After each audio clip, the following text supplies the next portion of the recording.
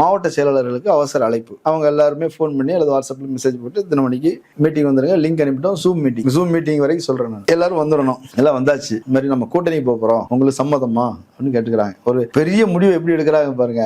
ஒரு குரூப் கால்ல வந்து எடுக்கிறாங்க சம்மதமா அப்படின்னு உடனே அதுல கொஞ்சம் பேரு அவங்களுக்கு புரிஞ்சிருச்சு. பேர் சொல்லல, ஆனா இப்ப இருக்கிற ஒரே ஆப்ஷன் என்டி ஆப்ஷன் தான். அவன் தான் கூப்பிட்டு இருக்கிறான், நீ தான் பேசிட்டு இருக்கிற. அப்போ வந்து சம்மதமான சம்மதம்னு கொஞ்சம் பேர் சொல்லியிருக்கிறான், சம்மதம் இல்லைன்னு கொஞ்சம் பேர் சொல்லியிருக்கிறான். ஈக்குவலா தான் இருக்குது. சம்மதம் இல்ல, போனா நம்மளுடைய கேரியர் வந்து பேரும் அப்படி இப்படின்னு ஒண்ணு சொல்றாங்க. போலான்னு சொன்னா அங்க வந்து சீட்டு குறைஞ்சிரும், உங்களுக்கு பரவாயில்லையா? அப்போ வந்து நீங்க வந்து கட்சியில வந்து நிர்வாகிகளை வந்து கன்வின்ஸ் பண்ணணும், நிறைய பேருக்கு சீட்டு கிடைக்காது, பரவாயில்லையா? இது யார் சொன்னது? புஷி ஆனந்த் சொன்னது. இவ்வளவு பேசியாச்சு. நம்பர்ஸ் கவுண்டிங் யார் என்னன்னு தெரியல. ஏன்னா அங்க ஓட்டெடுப்பே நடத்தல.